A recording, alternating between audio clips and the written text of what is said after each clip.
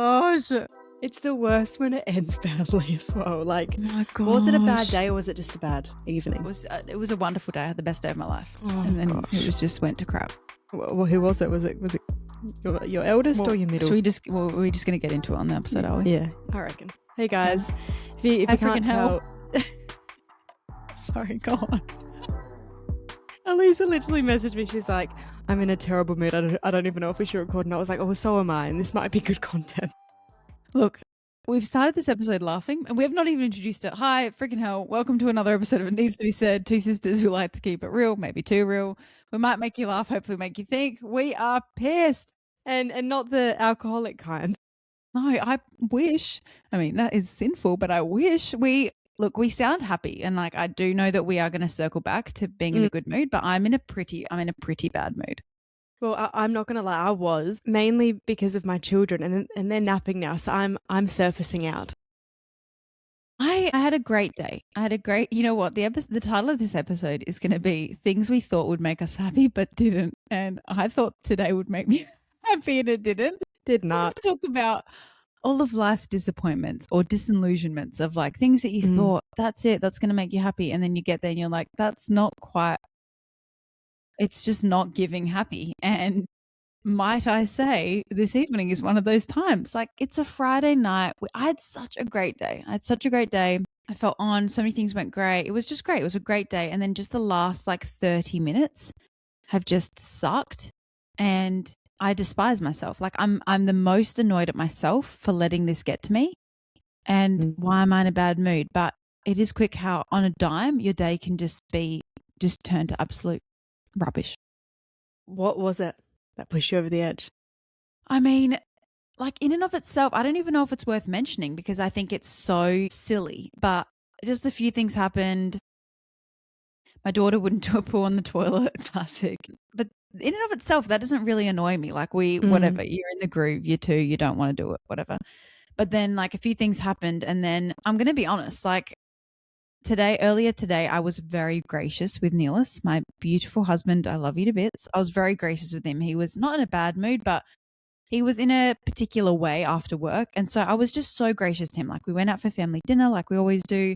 Me and the kids were like pretty gracious. I'm not going to lie, which is fine. And then we get home and a few things happen. And then he's gone downstairs while I'm upstairs with the two kids that are just being so difficult. And so then I come downstairs and I'm all of a sudden in a bad mood. And the thing that sent me over the edge was Neelis just was not gracious to me. Oh, that sucks. Feeling like I'm entitled to grace and then not getting it is so annoying to me, even though like, well, I don't know if I am entitled to it, but he said something. I mean, I scratch your back, you scratch mine. It's my turn. Exactly. Like this, we're equally yoked. When you're weak, then you are strong. Like, I don't know how many. One flesh, let's go. And he said this verbatim to me, which I feel comfortable sharing on here because he also has apologized already. And this is the annoying thing about Neelis, whatever. He's never going to listen to this. The annoying thing is he's better than us. So he's already made amends. He's already realized the fault of his ways. He's reconciled. He's apologized. And so now it feels like I can't even be annoyed at him because he's made good, you know? And so then you're like, well, who am I annoyed at? Exactly. It has to be myself. I have to hate myself. Exactly. So he said to me, he's already apologized, but he said to me, why don't you just go and record the podcast? And I was like, no, it's fine. I'm happy to be here to help put the kids down. And then he said, look, it's honestly pretty difficult for me when you're in an annoyed mood like this. So I think you should just go. And I was like, how dare you? How dare you dismiss me from my family obligations and joys when I'm in a bad mood, when I've tolerated your bad mood for 2 hours but then he's already apologized. So it's like, well, I can't be annoyed, but it's so frustrating how it can just get to you. These things, they just get to you. The thing about that's like also a bit annoying is that he's not wrong in what he's saying because there has been moments where it's been either me or Ruan. It's probably more Ruan, to be honest. I think you and Ruan are probably a bit more similar in like your bad moods. We would have destroyed each other. But sometimes I do feel like, okay, just go. Like just actually leave the premises because it's worse with you here. Even though you're helping, your bad mood is a wet sock on our whole environment. I am Ruan.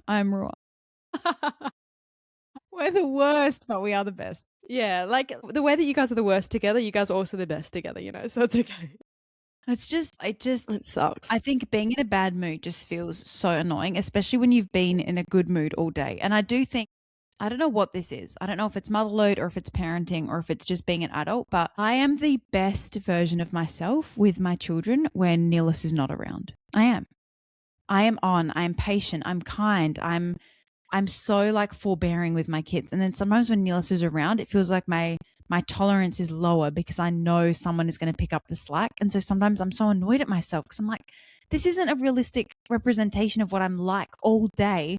But then you come and I just like fall apart at the seams, you know? Well, that's what I was going to say. I wonder if that's like the component. I wonder what is playing into that. Is it the fact that Nilis is home, or is it the fact that Nilis is home? And like, yes, it's been a good day. It's been a long day. It's been a good day. But like, you know, your daughter not doing the poo on the toilet, I don't think that brought you from 0 to 100. I think there was probably 10 things that brought you 10%. Now you're 20% frustrated. Now you're 30%, but you're tolerating. By the end of the day, yeah, sure, Nilis is home now, but you're at 90%. So then that one thing happens and then it's like, oh, she's gone from 0 to 100, but you haven't. You just haven't brought yourself back down during the day. 100%. I think that's so accurate. And I think what's frustrating sometimes is that when there's been like that build up and then Nilis is around, I need us to be like a united front and like we're on each other's team and it's us versus them, you know? Where's your loyalty? I don't care that I'm in a bad mood. You're on my team, you know? These kids are the terrorists and you and I are trying to mitigate all of this. And so when he's like, look, it's hard for me when you're in a bad mood, just go. I'm like, you are not on my team. You're choosing them. You're choosing them. And you know what? Good on you because they are better than me, but you're in covenant with me. Yeah, exactly. And also, if you're going to choose them, how about you do the whole day tomorrow and then I'll go and record and have a little time to myself. Yeah, la-di-da. Well, yeah. This is a bit topical because another episode that I prepped that I think we absolutely cannot record today is just woman rage. Just feminine rage and all of the facets that come with that. And we can't record that today because I will explode. Oh, should we do it today? I don't know. I don't even know what we're talking about. Things we thought would make us happy. I mean, we can pivot, but it just that's all I'm thinking about right now is I think we go to woman rage. I think we just absolutely, because like it's exactly what's happening right now for you, for me. Well, yeah, why are you in a rage? Your rage is gone. Like, my rage is gone, but I think I'm experiencing a similar thing to you, and I think it's very, very relevant to talk about because I think it's actually just across the board. What are you doing? Okay. I'm just getting the spreadsheet up. Sorry. Where I've been doing a lot of research onto like nervous system things. Let me get my notes up because this kind of relates to some stuff that I learned in coaching, which is why like it's a bit on my radar. Where I've never really been into the whole nervous system stuff, you know. I just never really got into it. I feel like it's a bit of a craze these days. Okay, let me introduce this topic then while you type around. I mean, is there anything else we just need to say, or do you just jump right in because we need to? But guys, I think we have some new listeners tuning in. There's a few new floaters around, and so if you're new to this podcast, I'm so sorry that this is the first or second episode that you're tuning into, but this is who we are. We also have a new team member, and I'm not sure if he wants to remain anonymous or not, but we're so just stoked to expand the team. It's been very exciting for us. And the team member is not Ruan or Nilis. Nilis does not deserve to be part of this team. Ruan is our manager, so obviously he's part of the team. But we're just happy that you're here, and I don't know if I've been thinking about much else beyond that. Nothing actually, really. Yeah, I do have something I've been thinking about a bit before, then I'll get into my little explanation. But please. So something I've realized about myself is that I've always been someone who like struggled to like, how do I explain it? Like say mum would give us some stickers growing up. Like I would never use them. They would be kept in my drawer and I wouldn't want to use the stickers. And same with like, I'm still like that to this day. If I find like a really beautiful top or something, I'll put it in my cup and I'll be like, I'll save that for a nice occasion. And then I never use the nice thing.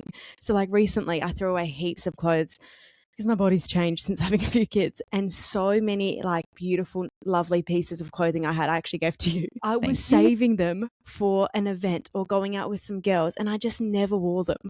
Like even this top, this isn't even that nice, but it's just this like linen, like, crop. It's really lovely.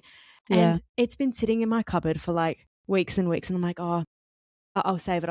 And then today I was like, what are you actually waiting for? Like your life is this. Your life is at home with your kids. It's okay to just enjoy that now in this season. You're probably not going to be out and about for a hot minute. It's gonna be a minute. Exactly. That's so great. I'm really trying to like not save things, and even just ideas. Like there's a few things I want to do, and I'm like, oh, I'll save that for my friend's birthday. Like for example, I want to go to a show in Brisbane. And I've been thinking I'll save that for my birthday. My birthday's in November. I just had my birthday. I didn't do it because it just, if you feel like you want to do something, you don't have to save it. You can just do it. I know. That's great. I feel like that about painting my nails sometimes. Like sometimes I'm like, oh, but just wait for the weekend. It's like, what are you doing on the weekend? The same crap you're doing. Exactly.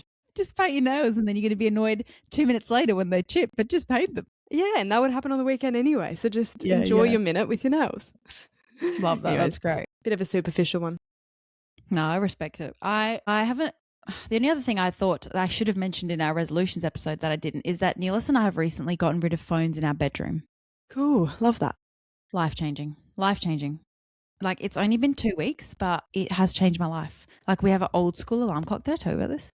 I think you mentioned it briefly on Apollo. Yeah, so we got the old school alarm clock. Our phones just don't come into our bedroom anymore. And it's just so nice.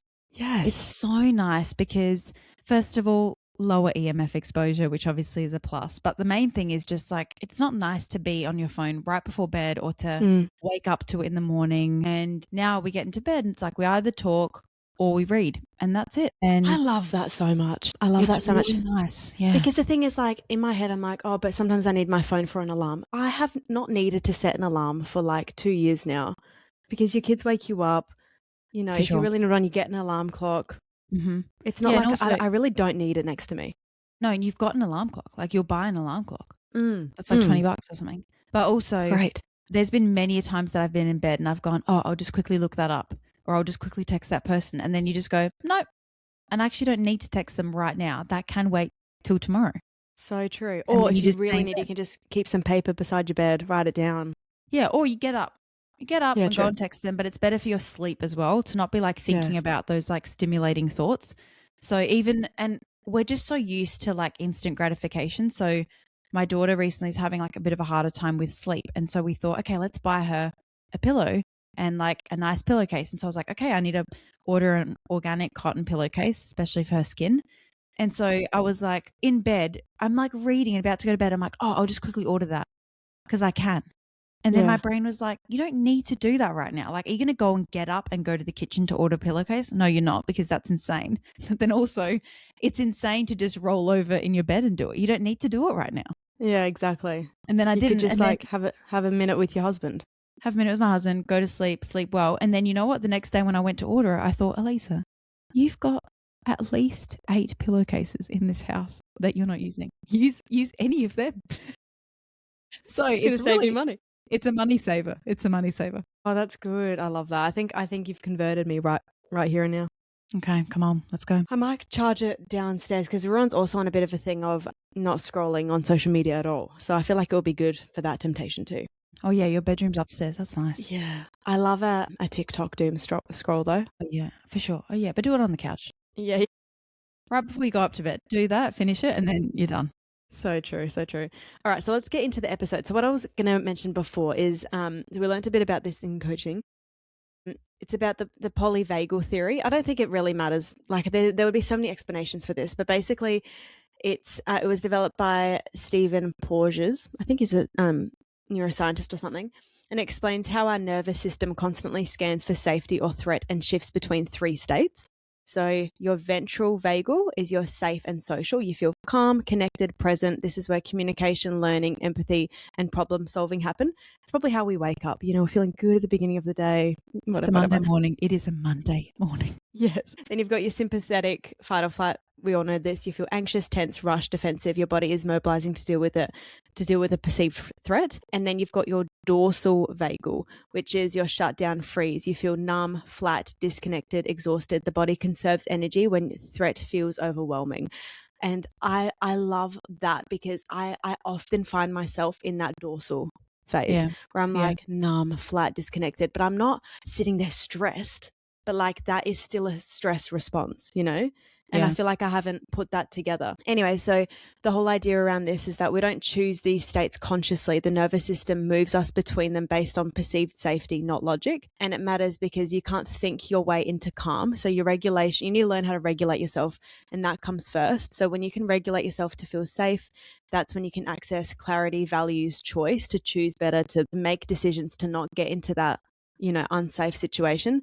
But when you don't consciously do that, you're driven by survival, which is why you're just tossed between the states, if that makes sense. So I think like the reason why I've been thinking a bit about that is that I've been dealing with a bit of postpartum rage. Well, I don't know if it's postpartum anymore, to be honest. I think it's probably just rage. And when I learned about this, I was like, really just like, it's just postpartum rage, you know, whatever, it's just happening to me. But then I started to really reflect on like so many things are happening in the day where I feel like not in control of how my body's responding to my day. And there's never a time where I'm like, oh, I feel stressed. Okay, let me do something about that. I'm just like hoping it goes away, or I'll like manage it in my type A way to hope it goes away, but it doesn't, because I'm still like hyper vigilant, if that makes sense. So like I'm not doing any like, I don't know, there's lots of regulation things like deep breathing, like just coming back into your body a bit, being less in your head, more in your body. And I found that to be really, really helpful. So now, like for me, and I'm not saying that this is necessarily you, but now I'm starting to realize like when there is a moment and I've like snapped at my toddler and I've gotten a bit ragey, I feel like now I'm much more kind to myself, because I look back on the day and I'm like, oh, so many things have happened and you have not regulated yourself. And you've gone from 1 to 2 to 3, and now you're at a 10 out of 10. And it had nothing to do with that moment. And for the most of the day, I was sitting in that dorsal vagal shutdown freeze and feel numb, flat. And I'm like, oh, I feel chill. But that's actually not. You're actually in like... Can you hear your mic doing that? I feel chill. I don't know if you need to sit still or something. Sorry. Chill. You know when it like bounces in? I feel chill. All right. Sorry. Maybe you just need to sit stiller. Is it a movement thing? I don't know. Maybe I'm a bit too hectic. I feel... Yeah, like... Say that again. Like I feel chill. I feel flat. So I assume that I'm okay because I'm not stressed. I'm not yelling. I'm not snapping. But you're still not in your calm, connected, present phase where you can actually like process things properly without it just being pure emotion and pure reaction. Yeah, that's good. That makes sense to me. Yeah.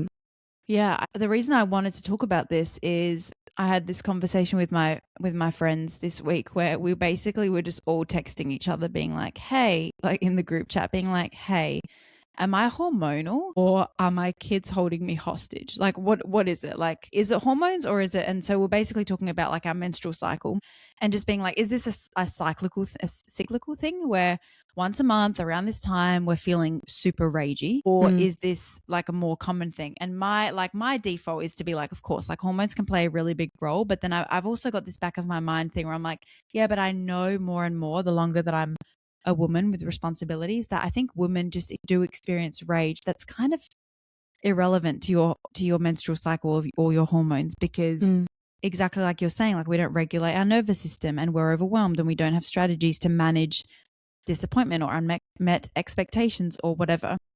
Where often I think, is this a hormonal thing or is this just like this sheer amount of responsibility that we bear, and that then there just comes this point where one thing like your daughter not doing a turn on the toilet just sends you, and you're just like, honestly, whoa, that's not what I'm like. That's not what I feel like I'm like. It's not my perception of myself.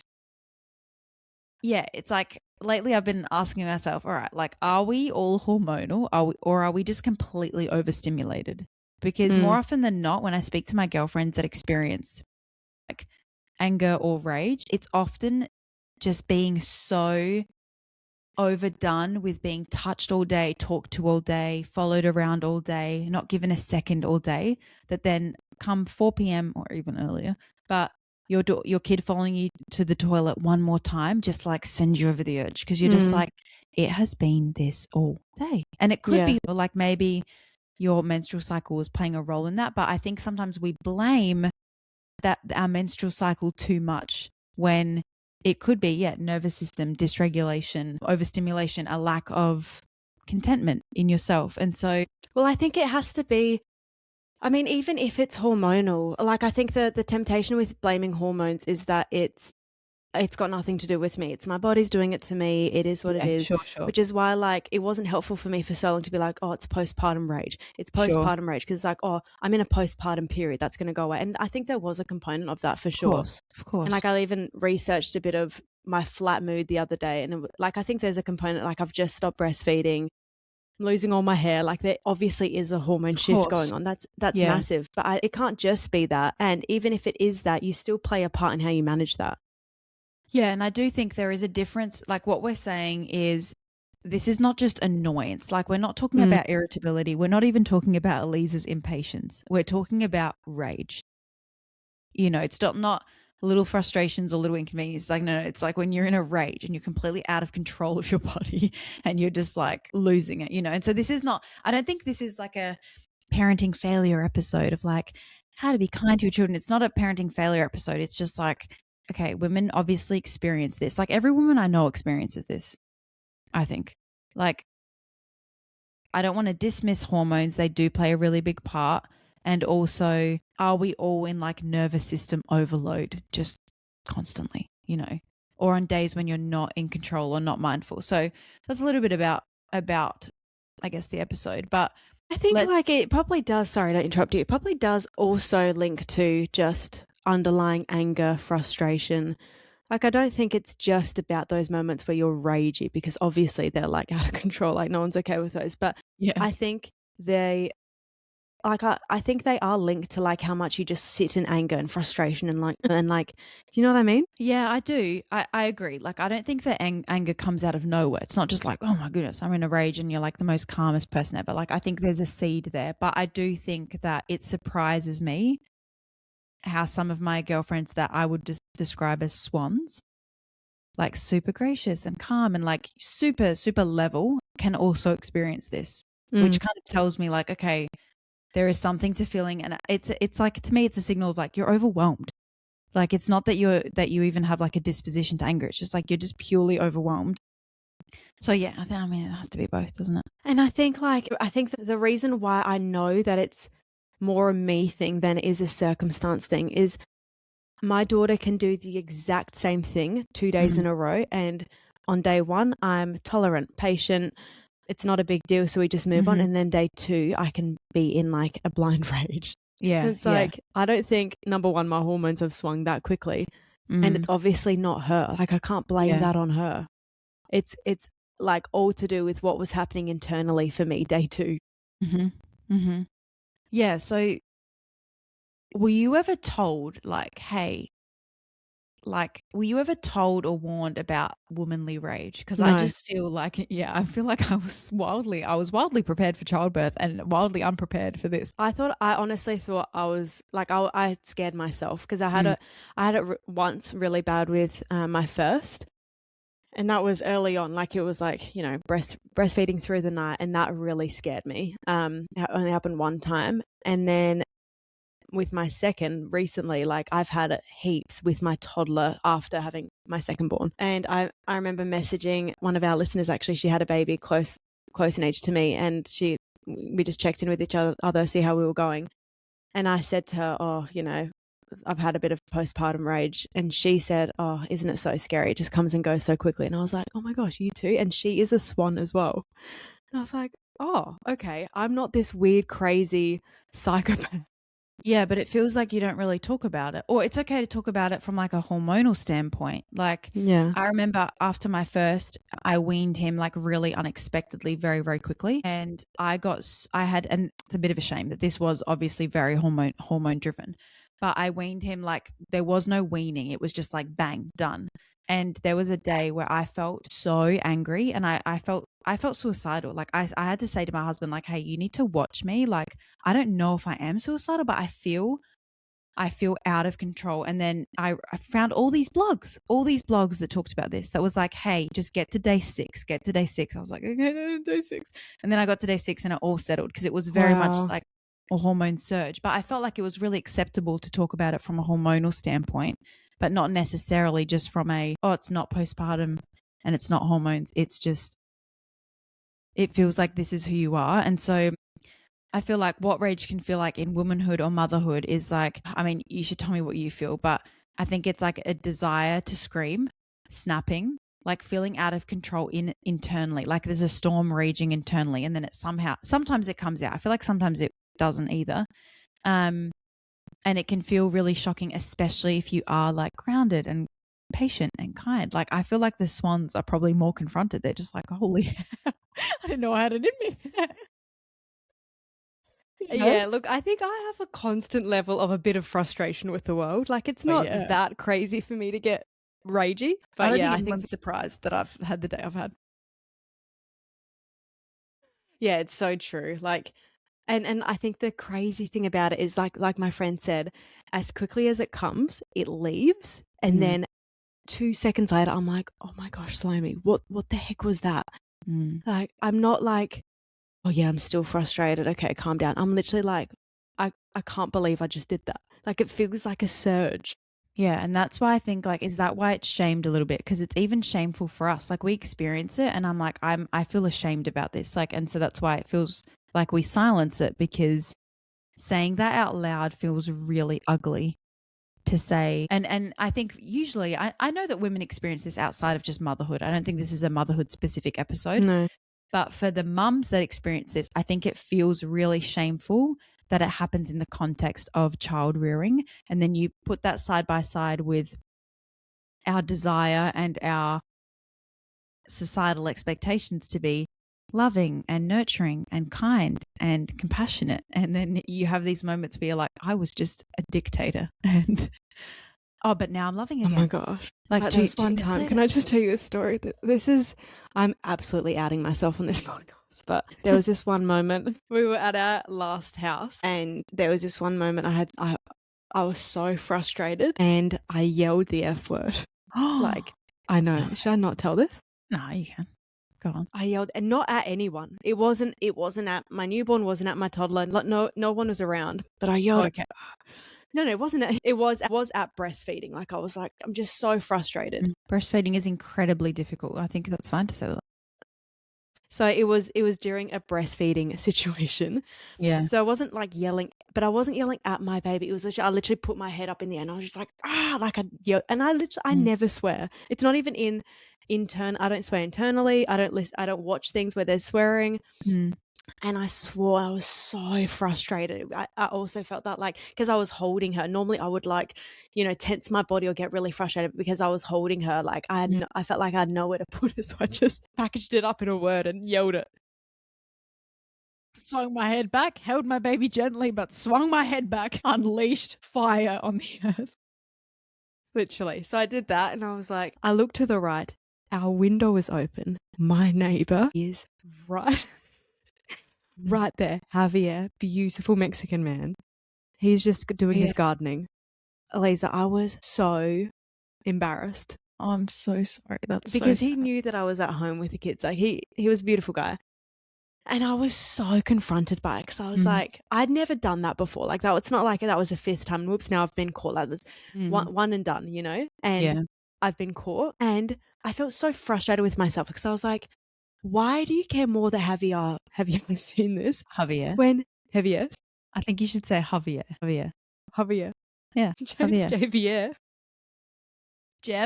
Java. Wrong. Obviously, you live near the border.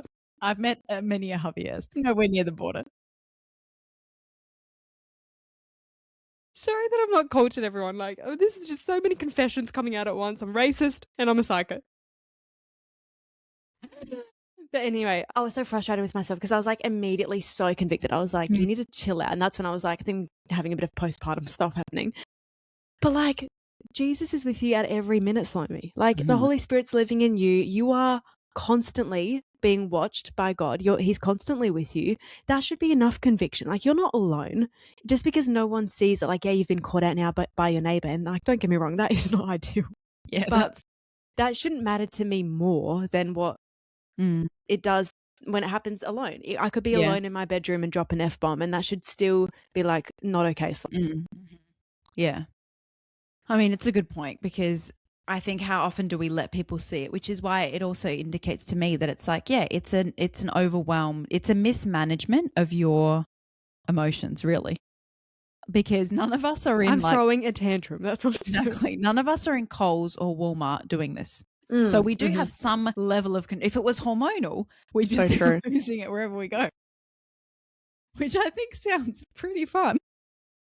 I'm not going to lie. When I see mums now kind of losing it a little bit in public, I'm just like, I feel good about it, to be honest. I'm just like, I'm with you, sister. Like, yeah, I'm like, you already asked, nice, whatever. And even if you didn't, whatever. But it's true. Like, this happens like in the quiet of our home, maybe in front of our spouse or a parent or a sister, if it's like, if you're living super close. But it's a toughie. It's a toughie. And I would feel despicable if I caught it. I do feel worse now that my son is at an age where like he perceives me, you know? But yeah. Anyway, part 3. Hormones, real but not the whole story. Let's just quickly go through this, because I feel like it's important to say that obviously we want to be balanced, and we want to acknowledge like the very real, which we've touched on this a little bit, the very real impacts of PMS, postpartum shifts, cycle changes, sleep deprivation. Like if you're in the newborn phase. And I think the fourth trimester is a thing. You know, like it's a huge adjustment. There's so much that goes on in that space. And so we don't want to disregard that. I guess we're talking more when it's like beyond hormones, where it's like, this feels more a bit like, would you say habitual? Or habitual, where it's not like purely cycle, you know, because that's what we talked about in my friendship group this week was like, hey, around the time of the month, do you experience this more? And maybe two or three of us were like, yeah, I feel like more tender, but that's my experience. Like around my cycle, I feel probably a bit more tender and like emotional, but not ragey necessarily. I just feel like a bit more tender and sensitive and a bit sad. And then all of us were just like, yeah, but we feel rage all the time. When most of us were like, all right, I guess it's not hormones, because we feel like sad around our cycle, but then we're just like, we've all experienced rage this week. And as I was having this conversation, I'll just tell you about this ridiculous thing. We were having such a good chat, and I was like, I just want to chime in. I just also want to contribute to this conversation. And I just wanted to send a single text message, and bless my child, he cannot leave me alone. My children are too much like me. They're so relationally driven, could not leave me alone. And so I walked into the laundry and almost closed the door to just be like, I'm just here by myself. I'm just going to send this text message, send this single text message. And then he came in and I said, hey, I'm going to close the door now because you're following me. I don't want to be followed. And he was like, what are you doing? And I was like, I'm going to close this door. If you come in here, you get a consequence. That's what I said to him. And he said, why? And I said, because I've told you to leave me alone. I need to quickly do this. If you come in here, you get a consequence. Close the door in his face. You guys, he knocked minimum 17 times in like the 5 minutes I was in there. And I was like, this is why I'm in a rage. This is why. I'm just trying to get this thought out of my mind. And I just hear this, mama, mama. I'm like, hey, I gave birth to you. I'd do anything for you. I love you so much. I don't want to see you. I don't want to see you. I don't want to hear you. Go away. Go away. You're not going. Gosh. It's such a thing. It's so much worse for me when I'm overstimulated with different senses, because sometimes what absolutely sent me is sometimes I'm listening to like a podcast or something, right? And I'm listening to it, and it's not on loud, but I'm just listening to it in the background while I'm like pottering along, because like love my toddler to bits, but she's not holding a good conversation. Like I'm not. It's selfish, it's one-sided. She can't speak. 1,000%. Like I can listen to this and hold a good chat in your way, you know? Like I'm just like, what is that? What are you making? Very nice, you know? Anyways, but then at some point she started whinging, but I've forgotten about the podcast. So now she's whinging, and now she's like, I want a snack or something. So then I'm in the kitchen. So now I'm busy with my hands, and she keeps whinging, but I've forgotten the podcast is still going. And then I'm so instantly frustrated. And I'm like, give me it. I was like, I'm making it now. Give me a second. You just asked me. I'm coming. Sit down and wait. Sit down and wait. I know it's hard to wait. And then I just take my earphone out. Instantly better. Sorry. I'm laughing because why do I have this exact lived experience? Seriously. I'm listening to a Marco Polo from you, and I'm just like, they've left me alone for 2 minutes. So I'm like, la, la, la. And I'm busy. I'm unpacking the dishwasher and I'm listening to you and da-da-da. And then they'll start. They're talking to me, but I'm just like ignoring them because I'm like, I think you'll be fine. I think you're going to make it. You work it. I'm going to ignore you and you sort yourself out. They don't.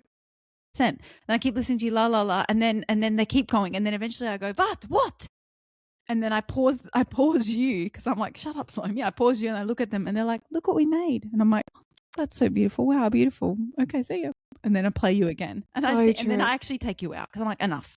Yeah, enough. Exactly. It's obviously not the right time. It's obviously my fault. Obviously. 100%. I'm like, because I'm getting so frustrated at her because she keeps asking me. And then I'm like, Salomi, she's asking you for food because she's hungry.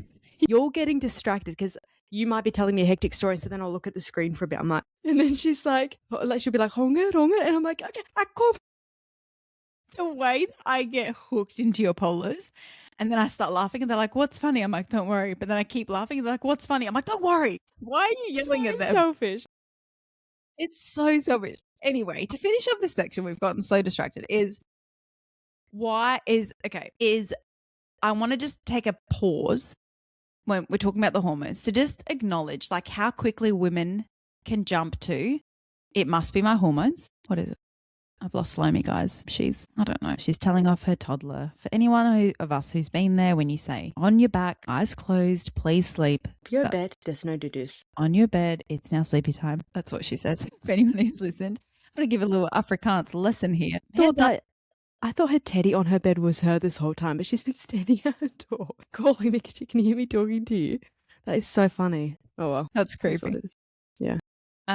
Okay, she's back. She's back again. But sorry. I wanted to take a moment to just, in this hormonal space, to just jump to how quickly as women we can jump to a few different things. We can jump to, it must be my hormones, which, just a quick side note, I think it's very good for all women to get your hormones checked.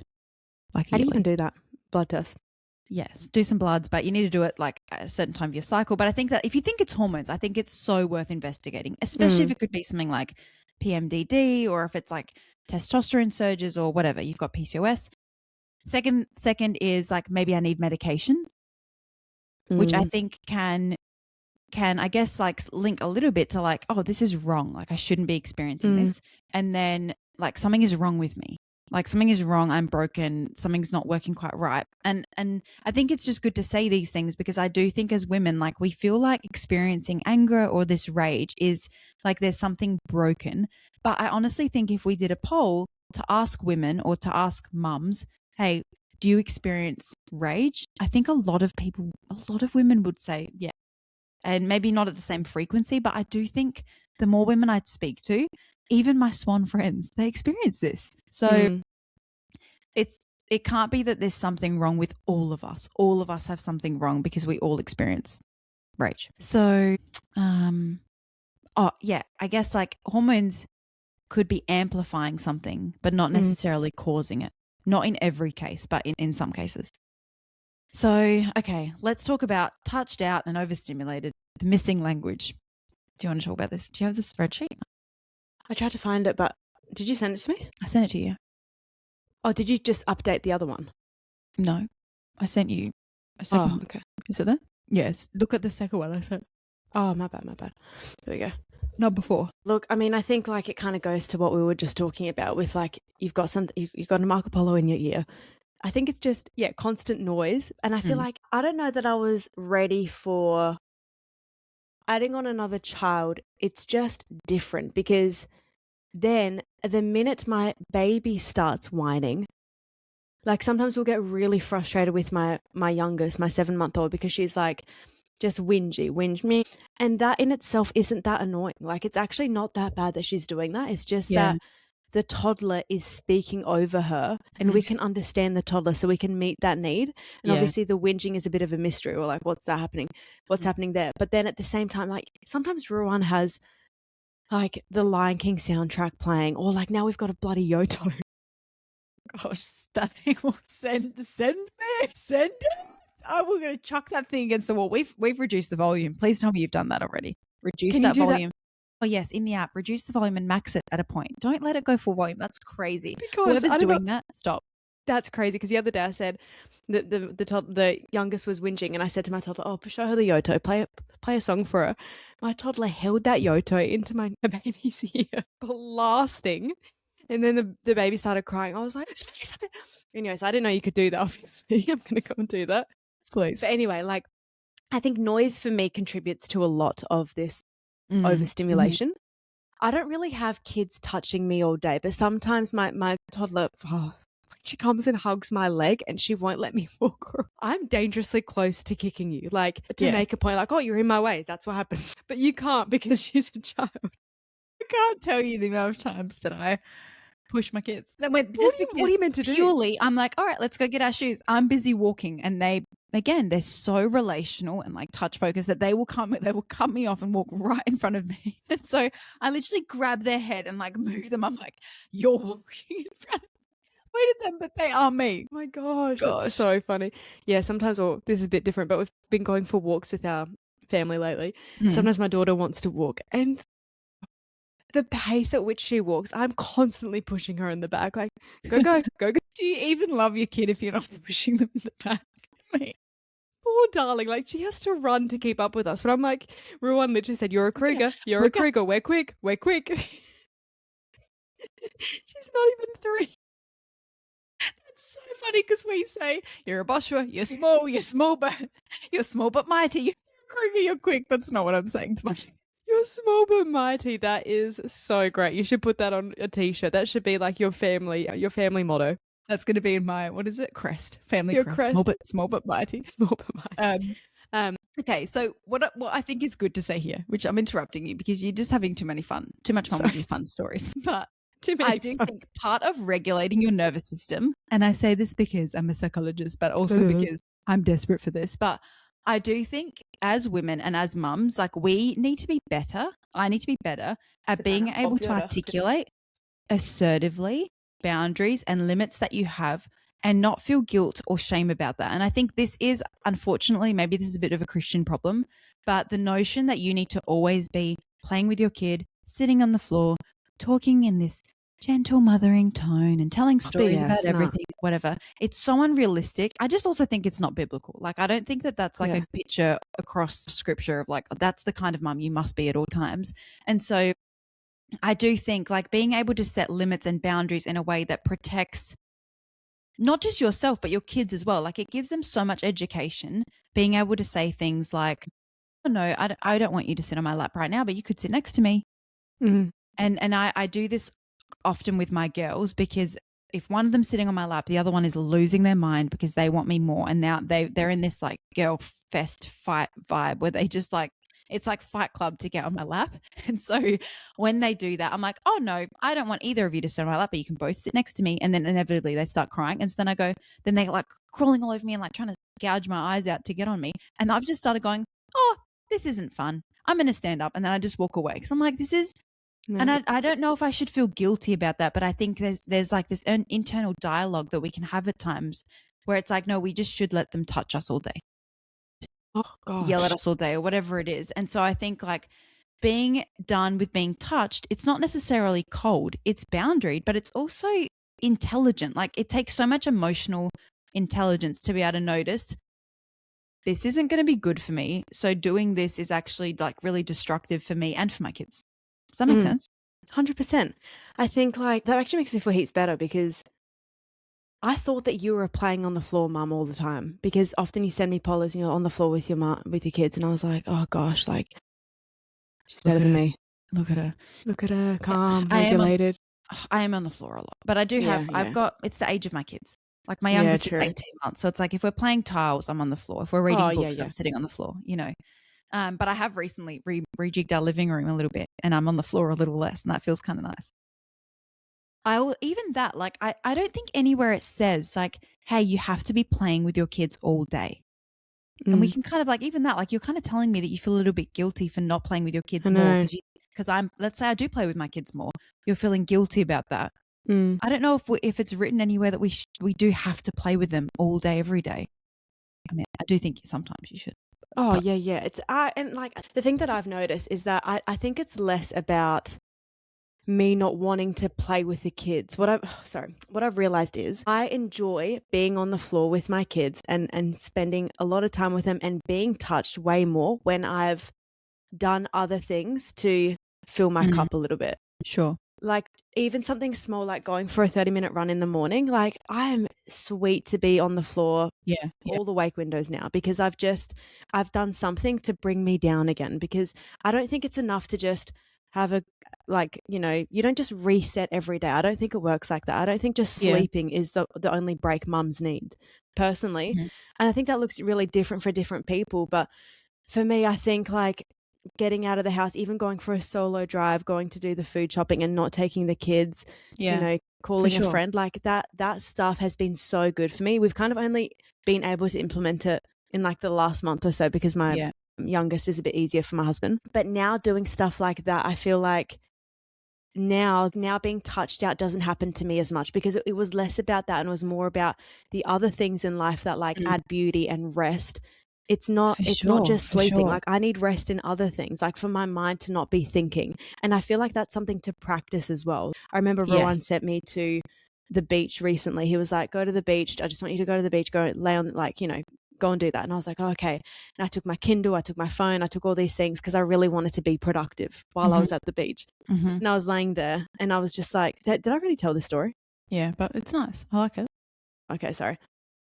But like I was laying there, like literally using ChatGPT to do some like business planning. And then I was trying to read my Kindle. And then I just thought like, Salomi, this isn't rest. Like you're actually not going to get home feeling any different to when you left.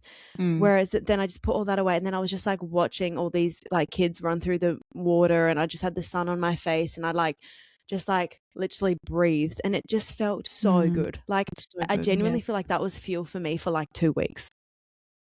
Yeah, and I will add to that I do think this does take cultivation, but I do think in the moment with your kids, it also takes cultivation to be in the moment. Sorry, this has become too much of a mum episode, but whatever. Like that's the season that we're in, so sorry about it. But I do think it takes cultivation to learn to be in the moment with your kids and to actually stop your mental list. Yes.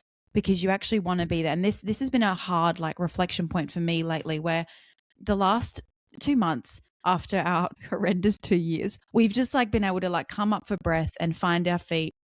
And all of a sudden I'm with the kids and I'm just enjoying them so much. I'm enjoying being with them. I'm enjoying our days just looking full of, it's just kid stuff. And it's we get up and we have breakfast and then we play, and then I read the Bible while they play, and then we play downstairs and then we go out and play somewhere else. And it's just such a kid driven day. But I feel so present and in the moment, and I'm enjoying it so much. And it's been such a conviction for me about the fact that for a year or maybe 6 months prior to that, I wasn't like that. I was with them and I've got this mental checklist running, and I'm like, all right, I'll play with them for 30 minutes because I should play with them. But in the back of my mind, I'm like, these are the supplements you need to order, and these are the things you need to do, and these are the people you need to call. And it's I'm not actually with my kids. And so for me, it's almost worthless playing with them like that. But we do that sometimes where we're playing out of obligation, but our mental list is so long that then you're not cultivating the practice of when you do play with them or when you are on the floor, you're really just there and you're enjoying it, and you're actually letting that slow you down. As much as we do need that, let's call it the beach days, the beach moments and the solo grocery shopping, that's so important. We actually do have to cultivate the skill of being able to slow down when you are just making cups of tea with your kid and 100% playing with tiles. But we don't I think that should ground us more in the day, but it doesn't, because it feels like we're wasting time and we're doing this, but now the mental list is increasing because we're wasting 30 minutes here. But it's not a waste. That's why you're with your kids, is to do those things. But we don't let it ground us. We let it almost create more anxiety. Does that make sense? 100%. It's the perfect opportunity to slow down and be present. And that can also be rest. But that's never going to be the case if you're trying to be productive while you do that. Yeah. That's been a big thing I've had to let go of, is productivity during the day. I'm not going to be able to tick things off when my kids are awake. That's okay. The kitchen can be messy. I don't have to have a constantly clean house. It's okay to do a reset at the end of the day. It's also okay to not do that, you know? And I think for so long I was really trying to every time the girls went down for a sleep, I would do a house reset, a vacuum, everything, you know? And it's just Gosh. it's just so unnecessary. But, Yeah. you know, then because of that, because I would do that when they would sleep, well, then when they're awake, I need to do these things while they're awake. So then I'm playing with them, but as I'm sitting there doing tiles with them, I'm also on my laptop, which Yeah. sometimes you have to do. I'm not trying to say that that's bad, Of but course. Yeah. I agree with you. I do think that if you, I think it's a mindset thing to let that be restful in a different way. And I think I think that's why psychologists recommend play for adults as well, is that like time without purpose, you know? You shouldn't have a purpose when you're playing with your children. It should just be play. Yeah, exactly. Like however it goes. And I guess that's like a reminder that when you're feeling overstimulated on the cusp of rage, it's like your body's not broken. It's just trying to clue you in that like you're overstimulated or you're overworked or you're overtired or whatever. And then therefore I feel like even being able to communicate to your kids depending on their age. Like I've started saying this to my kids, just being like, hey, this is all a bit too much for me now. Like I need to take a minute and I'll just go and stand outside on the deck. It's freezing, so my kids don't want to come outside. But it's like, that's actually just what I need, is just to take some time outside, some deep breaths. I come back inside. It's good for them to see me do that as well. But I think we've equated that to like failure in some sense. And we know that it's not, but it can feel like that. Yeah, I feel like it's a little bit more acceptable to say, I have postpartum anxiety or postnatal depression or whatever. And I think there's obviously a lot of stigma with that as well, but that feels a little bit more accepted these days than I have like a rage issue. Yeah, because these things are real. Like being overtouched is just like nothing prepares you for that. Like before you're a mom, you just think like holding a baby all day long is just going to be heaven. And look, when you've got one child, it is. Let's be real. But like being touched all day, I had a girlfriend, I won't say her name, but she recently told me that like at dinner time, the one kid is just like crawling all over her. Like it's just like dinner time is pretty stressful. And there was like a few weeks ago where she just said to her husband, like, hey, if you want to have sex with me tonight, you need to make sure the kid's not crawling over me. Like, if you want to get with me tonight, you need to take charge of this situation and take this child and stop them from just being all over me for the last 2 hours before they go to bed. And I just respected that so much, because I was like, man, your priority in that moment is actually to help yourself reset, help your body reset so that you can be with your husband. Like that feels so wholesome and good, even though it's like strange, but it's like, no, those two things are related. Like, I'm sorry. 100%. Do not touch me if I've been touched all day. I don't care that the type of touch is different. Touch is touch. Touch is touch. I'm frustrated. I want no one around me. I just want a minute to myself. Yes, yes. But that thing you were saying before about like going outside even though it's freezing, just I've been talking to a girlfriend a bit about this nervous system, like ragey stuff. And so she's been doing some research too. And apparently like one of the things you can do when it feels like, you know, you just, because what I've been doing lately that's really helping me is if I feel myself getting like, I'm really frustrated, I'm doing like the 5 senses thing. Have I already said that to you? No, but I don't know it. But say it again.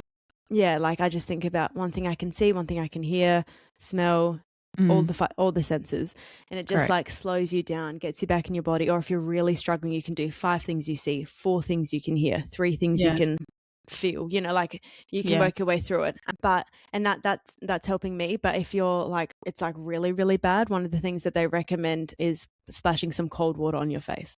Like it's like an instant nervous system reset, like it's like a physiological response. So if you're in Bentonville, you could just go outside and take a few deep breaths, and that's going to help a lot. Yeah, or even if you're sitting down, like just digging your feet into the ground for a second to just really like ground yourself and like release a little bit of like, you know, physical tension, like to just like pull you out of the moment. But I do think like those things we need to pull ourselves out of the moment with those like short skills. But also we do need to just get better at naming it. Like why can't we just say like, hey, I'm not annoyed at you, I'm overstimulated and I need a second. You know, even to our kids, like, because sometimes I can see my kids getting overstimulated and they kind of snap. And I'm like, oh my goodness, if you just told us it was too much, you know, we would have left you alone. And they need to like learn the skill of leaving us alone a little bit. But I guess it's, if we talk about like, well, what helps with all these things? Like, yeah, those quick little circuit breakers. But I think what doesn't help is like adding more of a burden by adding more of a checklist. Like, oh, okay, I just need to get up earlier, or I need to. And I do think there's a time and place for that, don't you? Like, I think it's silly to not say that. It helps me, but yeah, that's. I feel like it would be different for everyone. Like, I think for for some people it's not doing that. Yeah, I don't know. I feel like it has helped me to have a bit of a checklist of like every few weeks I have to be getting out of the house and doing something. Yeah, sure. Something like That's probably good just for like life enjoyment, but I guess like we want to like reframe that like rage doesn't mean like something specifically wrong with you. Like it's your body cluing you into something, and maybe what you do is dependent on like how often do you feel that and to what extent. Like yeah, and what's it coming from? Like it could have nothing to like someone could be going to the beach every day and it's got nothing to do with that. Maybe it's a dynamic with your partner. Like I think whatever emotion you're feeling, if it's rage or frustration or anxiety, like I think it's always there to serve you, but it takes you reflecting on that and going, okay, where is this coming from? Why is this happening? And what can I do to not experience that or at least lessen it? Yeah, for sure. Because I mean, I don't know what episode I talked about like that I was angry. When did I confess that? Do you know what's so crazy about that? I remember you confessing that. It was before I had my second born, and I was like, oh, really? Because you were like, oh, I'm a yeller. And I was like, oh, you poor thing. Like, it's embarrassing. And like, little did I know, like 3 weeks later, I would become a yeller. It was the second. It pushes you over. Yeah. I do feel like I'm glad to admit that I confessed that like how many months ago. And since then, like I've done a lot of work and I truly don't feel that way anymore. Like I truly today would not call myself a yeller. And I actually wouldn't say that I've got a problem with anger. This mum rage or woman rage actually happens very infrequently to me. It's just that when it happens, it's so confronting and like scary. And it's like, I didn't know I had that in me. I'm a crazy person.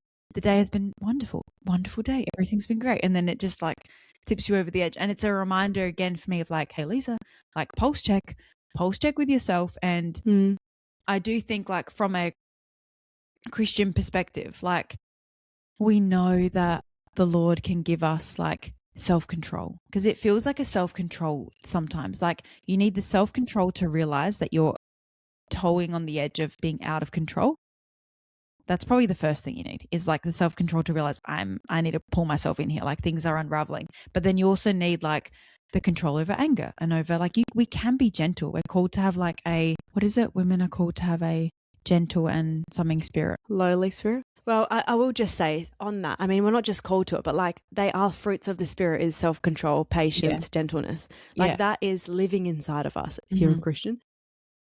Yeah. If you're not, to become one and you can have the gift. But like that is part of who you can be if you rely on the Holy Spirit. Like there's been days where I'm like, Jesus, I cannot be gentle today. You're going to have to help me. Like you're going to have to do that for me, because it is literally not in me, you know? And I think it does take an awareness to go, oh, I'm not doing that, name it, and then switch to actually pray about it. Because I mean, there's been so many times where I have not prayed about this. I'm just like, oh, I'll do my nervous system reset, all the scientific stuff. And it's like, or you could just also pray about it. Yeah. And it's like, is that like us slowly like edging and getting more and more distressed or upset or stressed or whatever? Like, is that just like the Lord calling us to himself? Like, is he just like, yeah, I'm literally sitting here all day, and you in your stress are trying to clean more and cook more and do all these activities, and I'm just asking you to just come and sit here with me for like just 10 minutes. That's so true. Goodness, it's so convicting, because it's like, of course, like we can go sit with the King of Peace, and yet we're like, oh, I better clean out the whole fridge then, because the family just has no gratefulness in this house, you know? So true. And I will say all those fruits of the spirit, like patience, gentleness, kindness, like all those things, like nowhere in there do I hear that you can't go, no, I'm not going to play with you right now. I'm just going to make a cup of tea, but I'll come sit next to you. So true. Like, why can't we do that? Like that feels like that ticks the boxes, you know? I love the boundary practicing with your kids. I think it is so important, because I do think that that's maybe an area of modern parenting that I find really frustrating, is that it's very kid-centric, We've got these like massive structures and playrooms and like these cafes that are like play cafes, and those things are okay. Play cafes. They're from the devil. But which is all fine. But like I do worry that we're not teaching. Like, I remember Mum used to take me to her friend's house, and she would have coffee with her friend for 4 hours, and it would be like an elderly woman from our church, and there was nothing for me. Zero. And Mum wouldn't say, like, do you have a paper and pen for my daughter? No, she'd just go, you can sit there. That's what I had to do. And like, you would go scale the house for your own paper and pen. That's for sure. I'd have to steal a cookie out of the jar, and it was off Stale. and it was stale. But that's just what I had to do. And like, I think that there's actually a lot of wisdom in that as well. Mm-hmm. Yeah, I agree. Like it is a gift to your kids, but again, like it's the harder route, isn't it? Like going just to places that are like a play space for your kid. Like it's obviously easier for you as a parent because your kid's going to have a great time, but it does make it hard for when you do want to do something that's just maybe not necessarily adult, but just like a bit normal. Like, yeah. You need to go to Walmart. You need to do grocery shopping. Like your kids have to be okay to sit in the trolley for 45 minutes and just not even get a treat. You don't even get a snack. You just have to sit there. Sucker. Gosh, I have become a bit reliant on snacks to manage my daughter. Snacks is out of control, isn't it? Out of Seriously. control. Anyway, I've just been watching her and she's taken her pants off, refusing to nap. I'm going to have to go deal with that now. But you're going to deal with it with a gentle and lowly spirit. Gentle and lowly spirit. This is one of the things that made me rage like 2 weeks ago. Yeah. It's like, a kid not napping when you know they need to nap is just... Because you're ruining my afternoon. Exactly. You're getting in the way of what I want to do. You are selfish. Okay, guys. Well, if you're wondering if there's something wrong with you, we think nothing is. We think you're perfect, obviously. Keep going. But we think you're there with us, and that makes us feel better, and hopefully it makes you feel better as well. Like it's hard. Life is hard, and that's why this episode was meant to be like, what was it? When, like, I think happiness, something about happiness. Yeah, like what did you think would make you really happy? And it just didn't. And those two things tied together, that, our environment has such a big impact on us, and life is hard. It's messy, whether you're a parent or not. There's just so much going on. You've got so much competing demands. We see you. Hopefully you've not raged at your toddler while listening to us, because you should have been listening to them. But if you've enjoyed this episode, we hope you send it to a friend, send it to a colleague. I don't know, send it to a fellow rager. Yeah. Please just share, like, subscribe, maybe even give us a review. We'll see you next time. Bye.